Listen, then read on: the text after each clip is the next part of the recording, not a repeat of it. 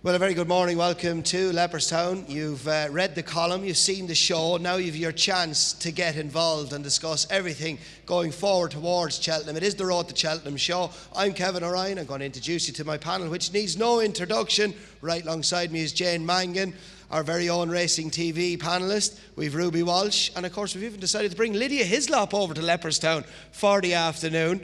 First time being to Leopardstown. Yesterday was your first day. Absolutely, I absolutely really enjoyed it. I'm hoping to be coming back many more times, and really looking forward to the racing today as well. But you know, we're going to reflect on what's happened so far, both in Ireland and England over the Christmas period, and look ahead to the rest of the season. And what a week it's been so far. End-to-end action on both sides of the Irish Sea. We're going to start off with the 2 mile division. Chacun Pour Soi, you put him up, but I think it was 4-1 when you put him up for the champion chase. He's now 6-1 for the champion chase. What happened there? Well, obviously, I'm hoping it was the right answer at the wrong time. I actually think he's a better bet now at 5-1, and you can get 6-1 in some places as well, because you've seen the horse. He is alive and well. He's mixed it in Grade 1 company. There was a move 3 out that I really liked, but I thought he was given quite a safety first ride. I think he did run like he blew up. Beforehand, Willie Mullins wasn't saying anything like that, so that's a slight concern about it. But personally, I feel that with Altior not having turned up in the Desert Orchid, not definitely a runner in the champion chase, not definitely as good as he was this time last year, then I think 6-1, 5-1 Chacun Pour Soi is actually a better bet now than it was when I put him up at 4-1. What I was thinking was going to happen was that he was going to end up being 7-4 as a result of winning. Now, obviously, that didn't happen, but I think it's a better scenario this time around, actually. And Altior, obviously, abscess now in his wither, he's missing there. Surname, you have to have a question mark over the Ascot form, don't you? Because Surname ran disappointingly in the King George. I don't have any question mark about the Ascot form at all. I just think it took a big performance for Surname to beat Altior. It was first time out for both of them. I think Surname might have been feeling the effects in the same way that Altior had been. I also think that the way in which he ran in the King George neutralised his main asset. He wasn't able to go that pace, but pushed his other horses out of their comfort zone. And for whatever reason, he wasn't able to do it. Maybe it was a hangover from having to run big to beat Altior. I don't know. But there was something that wasn't quite right, and he probably was a non-stayer as well. I would be quite interested in him back dropped over 2 miles. I think he goes like a horse that would be perfectly capable of top-class 2 miles, but whether he can go left-handed, I have my doubts. Okay, Ruby, Chacun Pour Soi, it would have been a massive training performance by Willie to win with him first time out in a Grade 1. As Lydia said, visually it looked like he took a blow. Was that the report from the team? That's what Paul said. He just said he got tired going to the last fence. I'd like to have seen a little bit more fight. Like to look like he would quicken up and was going to win at some stage. All right, he was at the third last across the 2 out, but by the time they jumped to second last, at Plutar always looked to have his measure. And that's the bit that's a little bit disappointing for me. But having said that, a Plutar going left-handed is sort of 15 to 20 pounds a better horse than he is going right-handed. His form left-handed is rock solid. He beat Duke de Genève and Naas. He bolted up in the novice handicap chase at the Cheltenham Festival. So, you know, Plutar's form is solid.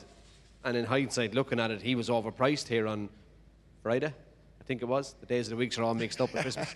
But, you know, Chacun was good. He'll improve for the run. But, yeah, 6-1. At least he's an each-way price now, and he's worth a bet. Like Duffy was very good in the Tingle Creek, and he's going to reoppose with probably Undersaw in the Clarence House, so we'll learn more there. And we'll learn a lot more when Chacun Pour Soi and a Plutar face off again here at the Dublin Racing Festival. Exactly, and a Plutar had the run under his belt as well, which is a big positive coming here, wasn't it?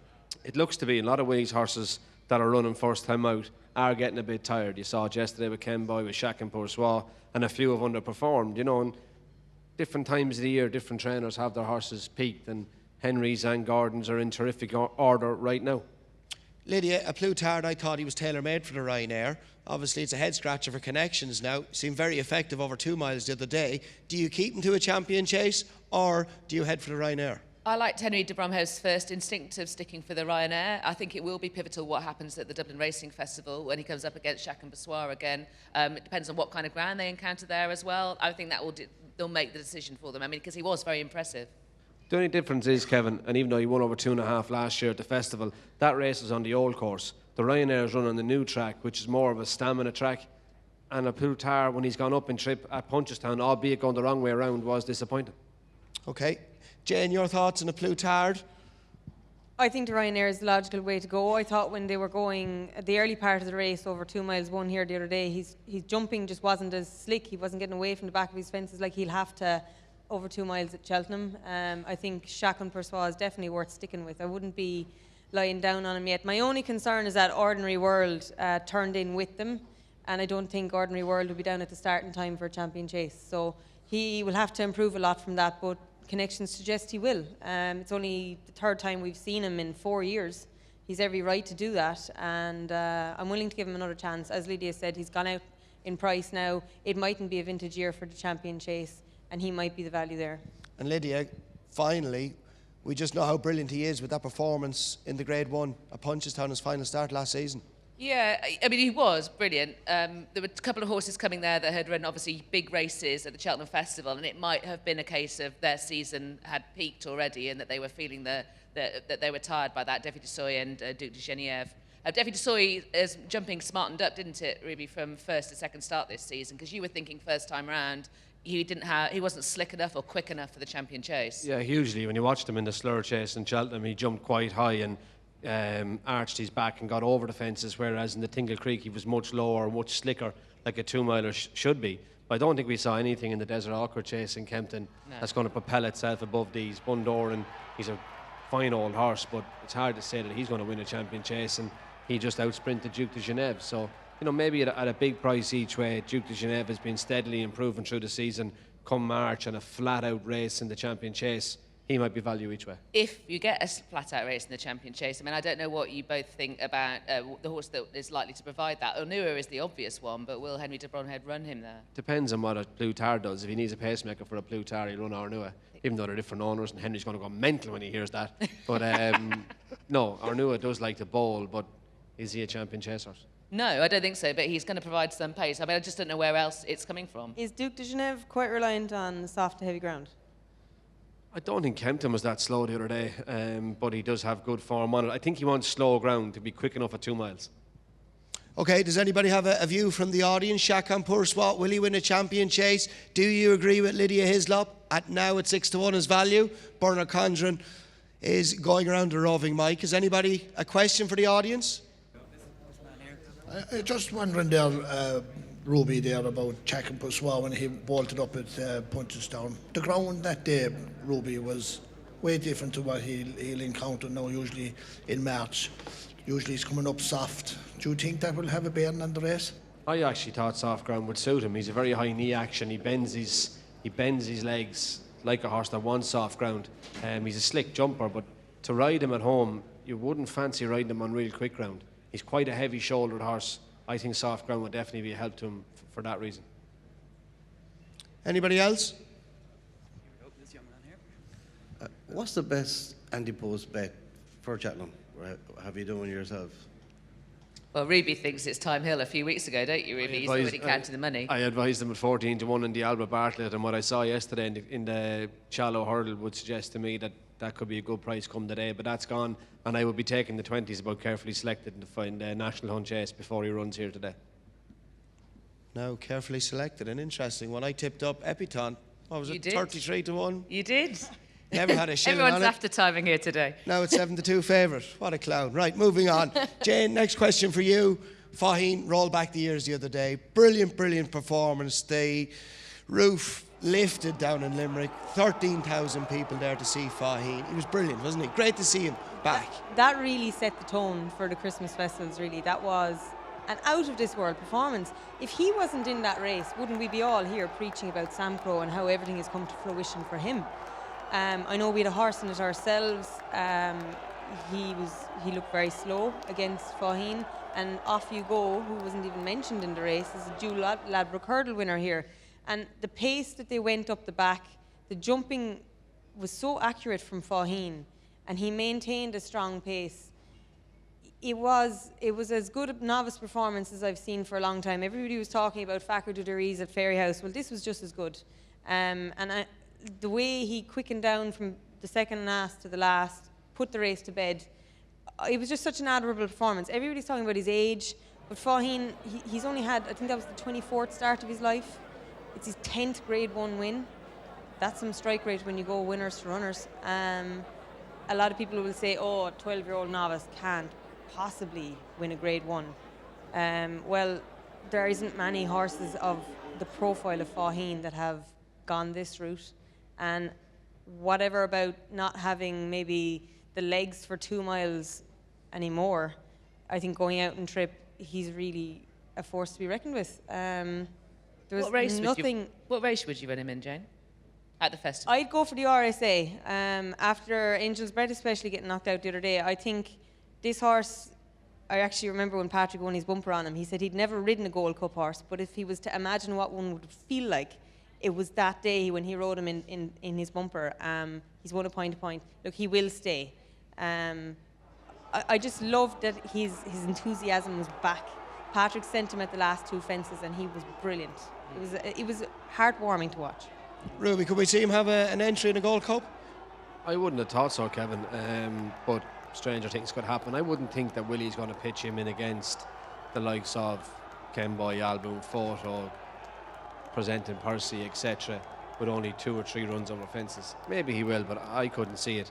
I'd say he's more likely to go the novice route, and knowing Willie, he will wait and wait till he sees what happens with every other horse before he decides what he's going to do with his, and he will run him in whichever he deems to be the weakest of the 3 distance novice chases, be that the JLT, the RSA or the National Hunt Chase. He will line him up and go for the race that he thinks he can win. Yeah, Which absolutely. obviously makes total sense. It's the right way to do it. Are we going to talk about Sam Crow? What do we That was my have to next say to question. Sam Crow? Ruby, Sam Got Crow, no your fight. opinion? No fight. Now, he had a wind operation last year, and I wonder, is it a lack of fight or is there something going on? Possibly both. Could be both. There's always a reason. There is always a reason, but it was the first day where it looked like he laid down. And I don't know, look, I said it in Down Royal when he won, he didn't go through the line and go far enough to pull up. And he's never gone through the line and far enough to pull up, in my book, to be a brilliant horse. I know when I won on good horses here, they go through the winning post and he'd be halfway to whatever the next village is trying to stop them. And Sam Crow, as always, when he's hit the line, he's been stopped just after it. And really good horses are hard horses to pull up. Even when he won the Ballymore, he cruised into things, and Blackhawk was really hard at it. And yet he already was at his tail at the last hurdle. He doesn't find a great deal. I also thought that he didn't really fight to find a leg when he fell against Fakir Didaris either. I just can't really have him at all. That was my next question. You just have it in the back of your mind when Jack Kennedy, if he stood up, if is a great word, if he stood up, didn't fall at the second last, would he have found much off the bridle? I don't think so. I argued so at the time. I did the same, and we'll never know, but I just like to see horses struggle, especially in maidens and beginners chases when they should be that far above the opposition, that like stopping them should be the hard part. And it was too easy to pull him up and down Royal, and I think there's a hole in him, a massive hole in him. Where would you go next with Sam Crow? Thankfully, I don't have to worry about that. Winners but, of one chase. The winners of one chase. if you You can have find, to get his Yeah, confidence well, back it's up. true. It's a good point. where are you going to find the winners of one? There's one in Naas next week. They're not going to run him in it. After that, he has to stick to graded company. That's the way the programme has gone in Ireland. I was going to say the vets. Good point as well. Yes, good suggestion. He might even be there yet. We don't know. I was him mostly joking. Build Mostly. him another new fancy stable somewhere. See if that works. You'll remember Fine. the race he got in Limerick anyway, because that was heavy ground. And you knew by Jack Kennedy's body language on top of the hill, visually he looked like he was travelling okay, but just you knew by his body language there wasn't much left under the bonnet. You were, but the only thing we're not giving credit for is Gordon Elliott. I mean, would you have taken a free bet on Applejade yesterday? I wouldn't. No. That Gordon No. Elliott managed to turn her around. So when you're dealing with those top trainers, Gordon has Sam Crow, you know, they'd like nothing more than making you eat your words. Same with Willie Mullins of Faugheen. Everybody thought, what, a year and a half ago, he was finished. He brings him back, he wins a grade 1. And he runs him over fence at 11 years of age. It's easy to throw stones when you're sitting here, but, you know, I'm not a fan of Sam Crow's, but if he does go and win a big one, I It is a won't be good shocked. point. It is a good point that Ruby's making because Gordon Elliott has been unmoved, hasn't he, by what happened a couple of days ago. So that does cause you some kind of wobble when I'm, grandly making That statements. eerie silence from a trainer and you're thinking, I will prove you wrong. Don't like that. No, don't like that. That's why they're very, very good. Finally, Ruby, it's a good point Jane made. He might be rising 12, but he's relatively little mileage in the clock. 24 runs. Yeah, the stats will say a 12-year-old can't do this, can't do that, can't do the other. The stats said a 5-year-old couldn't win the champion chase. Mastermind had won a furlong. I would say when you look through the stats of 12-year-olds running in the RSA, are there any? Can't think of any off the top of my Definitely head. no Faheen anyway. There's definitely no champion hurdle winner amongst them. I would say there's not even a 12-year-old when you go back through it. Maybe there was one somewhere in 1904 or something, but I just, I probably isn't there, so that's a stat that'll be broken. Yeah, definitely. Can you see him reaching great heights over fence? I know he doesn't have much time to do it, but can you see it? Has he not already? Fair point. No. 2 runs over fences, one of them being a no. Grade 1 victory. And slaughtered them. Literally. Broke their hearts. Yeah. And was always in full control. Lydia's not having it. I'm a no. You're not having it? I Why? mean, I Explain. loved it. It was a beautiful thing that happened. And I was a massive fan of Just that. remember now, you're in Leopardstown, not Newbury. It was a beautiful thing, and it was great, and I was cheering for Heen, fantastic. But I'm not sure actually what it amounted to when we're actually then moving into tough Grade 1 company. Jez, I can't wait till she interviews Willie Mullins after the RSA. We'll have to get her over here for the Dublin race. We'll have to replay that little clip. Definitely. Willie Mullins is watching this on his way up here today. He came early especially to see your performance, Lydia. Gordon Elliott might turn Samco around, but I'll guarantee you Willie Mullins isn't watching this. Lydia, final question. So obviously we're going to learn a lot today at Leopardstown. Regards the RSA picture with Manila Endo, battle over Diane. What's your value bet for the RSA now? God, that's a hard question, isn't it? Probably instinctively Manila Indo, but obviously today is make or break for that, so you'd have to be brave and it could be a bad Chacun Pour Soi kind of decision, couldn't it, to go ahead now? I wouldn't swap Champ. I've been impressed with what I've saw of Champ thus far, and I'd be sticking with him at whatever price he is. I'd probably take it now, because if something doesn't spark today, Champ for standing in his stable is going to get shorter. Yeah, very much so. Good point. Jane, have you an opinion? Well, the ground has gone good today, so I don't think that'll suit Battle Over Doyen. And Henry de Bromhead nearly carried off a Grade 1 treble yesterday just for Manly getting beaten, so I'm with Manila Indo. Okay, anybody from the audience have a question? This man here. I actually think Sam Spinner at 14s is going here. One for the panel there, lads. I don't know if it's a 2-marker, 4-marker or 6-marker for you now, but you can assume that yourselves. We're back as regards to Sam Crow. He fell in 2 races. Do you not think that knocked the confidence out of the horse? And going back to Faheen being a 12-year-old and stats in the RSA, when you compare the RSA to the Gold Cup when Cool Ground won it back in 1992, I think it was Adrian Maguire. I think he was a 12-year-old. So I don't think it's impossible for Faheen. Could you take me up on that point, please? I agree with you. I don't think it's impossible either. I think there's no doubt he can do it. And Sam Crow definitely fallen. Of course, falling can knock any horse's confidence. He fell over hurdles, he fell over fences. They didn't look to be particularly heavy falls. He stumbled out in his head in Ferryhouse. He overjumped and fell in Punchestown as well. Shouldn't have knocked his confidence that much, and I'd have no doubt that Gordon Elliott done the appropriate amount of schooling to rebuild his confidence. Okay, we've another question. Yeah, just wondering, LDR, do you think you'll go with Champion Chase? Go on. Reiner. Well, I mean, I think he'll go. I think there's a chance he'll go around it. It's a very intriguing position that Nicky Henderson is in with Altior, isn't it? In that Gosnab says couldn't drop back to 2 miles for the Desert Orchid. Now he's pinpointed a 2.5-mile chase at Kempton, which is newly Grade 2. He said it out loud 3 weeks in advance to sort of warn everyone away from that race to make sure that race doesn't have too difficult an opposition for the horse. Basically, he's looking for an easy win next time out for Altior, but he's also keeping his distance options open as far as I can see by entering over 2.5 miles. So I'm expecting him fully to be entered in the Champion Chase, and I think for the first time in the Ryanair, and what Nico says as a result of running over 2.5 miles at Kempton. The other pull there, of course, is it's likely to be better ground than anywhere else in Britain at that point. I think it'll be crucial what happens there. But at the moment, I think it's. I think towards the end of last season, Nicky Henderson honestly believed that the horse was struggling to have the pace for 2 miles. I think he thought that as a result of being scared by lesser horses in the Champion Chase and ditto in the Celebration Chase. I think he genuinely thought that at the end of last season, and he can't shake it from his head. And that's not unique to Altior. When Cotto Star won his first Gold Cup, he had won the Tingle Creek that season. When he won his last King George, he wouldn't have found him in the Tingle Creek. Horses do get a little bit slower, like everybody else as they get older. And I think that's why Altior will go up and trip.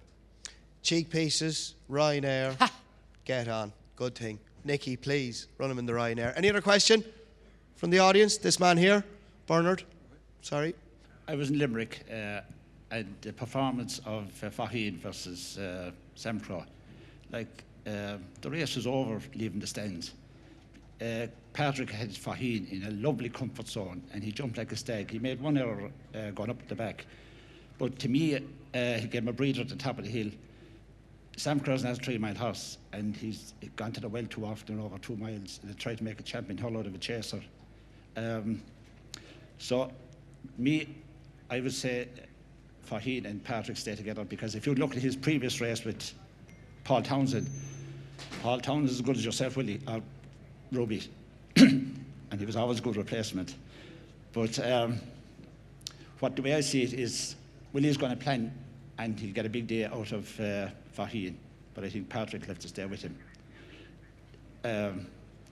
On yesterday's race, it was super performance from Gordon, but what he did was he freshened the filly up, because she looked like as if she was going to the breeding shed. They were even saying that, but I thought she travelled. She did one coming out at the back, and Fair Joe was full 10 out of 10 to Gordon and his team, because I didn't expect it, and that's my view on it. Okay. I'm glad that you mentioned the propensity of Faheen to deliver a heart-stopping error out of absolutely nowhere, because I'd forgotten to mention that. I just thought I'd throw that back in. I think the only minus with going up further with Faheen and Trip is that he does appear to jump best when he's going fastest. The faster he goes, the better he jumps. But there's only so fast you can go in a 3-mile race, and you can't go that fast in a 4-mile race either. So that'd be the one worry I'd have with going too far with Faheen. Dennis O'Regan told me that a Appleshade had been freshened up by a spell of hunting, and so that sort of fits in with what you were saying. Yeah, Gordon actually changed a little bit of tack with her as well. Obviously, it's declared that she had cheek pieces on for the first time, but he changed. Cross noseband was off, regular noseband was on. Left on her tongue strap, obviously. But a lot of credit should go to Jack as well. It looked simple, and it looked like anybody could have ridden her, but he rode her with the belief that he could win. A lot of people didn't think going out that she could do that, and he rode her like the filly we saw last year. And she also, like Faheen, broke their hearts. What does the form amount to, do you think? Probably not a lot, but it's the way she did it. And when she wins by 20 lengths. And that's maybe, Ruby made the point yesterday that the Hatton's Grace last year, that dominant display, that was probably the display of her life, that maybe set her back because it was such a hard race. Visually, it looks like she's winning easy, but she's never easy on herself. And it's very hard to keep that going through the season, and maybe that's the reason why she doesn't turn up in the spring. And Bacardi's was beat too far out. He's beaten halfway down the back, wasn't he? He was, but look, we're talking about horses you think that are value, and this might be value, and that might be value, and the other one. But Paisley Park is 6-4 at the moment. Like with the form of the stayers hurlers here, with the long walk, with the race yesterday in Leopardstown, like, he's going to be 1-3 on the day. Yeah. And he's 6-4 at the moment. Like that's, I know it's 6-4, but 6-4 about a good thing is an awful lot better than 20-1 about one that might even run in the race. It's hard to come up with the horse that's the danger to him. I wonder whether Thistlecrack is going to end up running in the Stayers Hurdle, because he obviously ended up missing the King George. He's had one run only over hurdles. Might they stick with hurdles? I don't know, because obviously he was very, very impressive when he won the Stayers Hurdle 3 or 4 seasons ago. I think it's a very good point, Thistlecrack, because as you said, take out with Paisley Park, it's wide open. Not that I think he'd beat Paisley. No, nor do I. But you'd rather go and finish second to him than have no chance in the Gold Cup. Right, moving on. We don't have much time left. I'm keen to have a little chat about the 2-milers and 2-mile novices. Oh, the 2-mile 2-mile novice chasers, yeah. I don't think we get a chance for the Gold Cup. Fair enough. 2-mile novice chasers. Ruby, start off with you.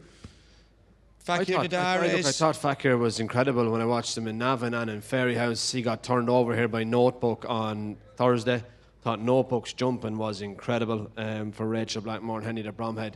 Was it the first or second fence in the back straight? Was just like something you would have saw Marcelli or Flagship Uberales doing. It was just spectacular, and he looked really good. But I don't know, Kevin. Obviously, Lorena was disappointing, very disappointing. She burst. What do we see in England? I don't think the English 2-mile novices are quite up to the standard of the Irish ones. So you're talking Notebook, Fakir Dudari, and I think if you're looking for value in the Arkle, I wouldn't put anybody off Bapome. He won over 2-3 in Naas, and I think when he drops back down to 2 miles, he could be a real dark horse at a huge price, 25-1 in the Arc. Okay, 25-1. Your opinion about Mellon? I thought Mellon jumped super, travelled well, but had to battle really hard to beat the Gallant John Joe, and I think Mellon going up in trip would be a better proposition. Okay, interesting. Your thoughts, Fakir Didares, on the performance the other day, he needs to go back up and trip. Yeah, maybe. I just think Notebook's the better horse. I thought I'm kicking myself a little bit about the price that he was after he won first time out. I think it's a race that Henry de Bromhead has earmarked in the past with his very good novices, and I think he had shown his ability previously. And I mean, it was a tough race. I know Lorena underperformed for reasons that have been well publicised, but Fakir Didares, I thought, jumped well again. So I think that's right, that there's no obvious British contender at the moment in this particular field. It seems a little bit on the weak side, doesn't it? I think so. I mean, I'm quite interested in Mr. Fisher for the JLT, but at the 2 mile level, I'm searching around at this point. He doesn't really jump slick enough, Mr. Fisher. He's loads of ability, I think, but he's just not. He doesn't fly. No, I think that the JLT will help him a little bit. The more I looked at at the win at Cheltenham last time, the more I liked it. I think he is getting that little bit better. But yeah, you're right. I mean, there might be something that just comes out and just is that bit classier, that bit slicker. You think that Put the Kettle On beat all the English novices in Cheltenham. I don't think Happy Henry even think Put the Kettle On could beat Notebook. So, and she is the best form way over the English horses. So it'll depend on whatever Henry decides. But no, the Irish form looks way stronger. And he's really improved from the switch from hurdles to fences, isn't he, Notebook? That's unlike one of Henry de Bromhead's, isn't it? I thought he was class. No, he was very impressive. He comes up long and gets there easy. As Ruby said, his jumping was exquisite. And when he hits the line, his ears are pricked. There's a lot left there. I don't think, some people were saying he needs to go out and trip. A piece of advice for anybody, Henry de Bromhead, 2 mile chasers. Yeah, absolutely. Don't back against them. Even see Monley got tired yesterday. He's you know, when they go up and trip, his horses just aren't quite as good. They're maybe not fit enough. Quick word about the Gold Cup picture. That was a joke, by the way. We have Henry de Bromhead in the audience here. Bernard, can we just pan over with your mic there, please, for Henry de Bromhead's answer to Ruby Walsh's insinuation. Oh, look, you know... Now, don't be sitting on the fence with this one, Henry. We all know Ruby knows everything, so I couldn't counter that. Oh! Good response. Yeah. I think a round of applause deserved for Henry de Bromhead's answer. He was sitting there saying it was boring, so I said I'd make it lively for him. Quick word on the Gold Cup quickly. We've only got 2 minutes left.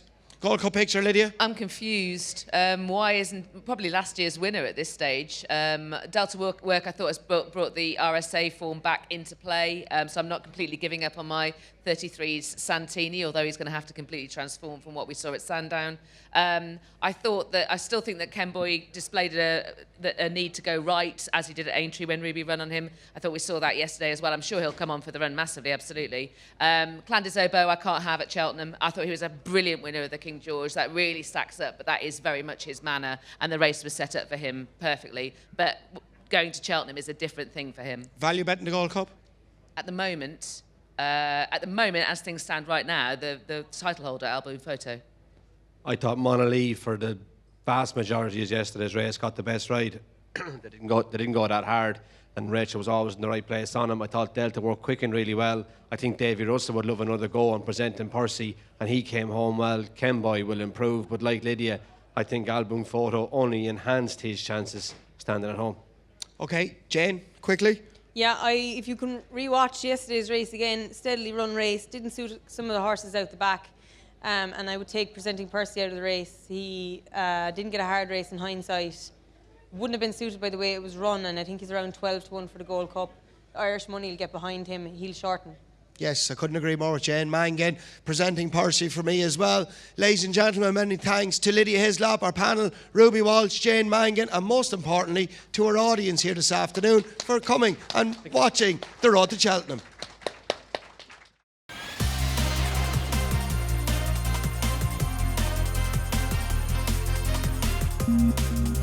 Mm-hmm.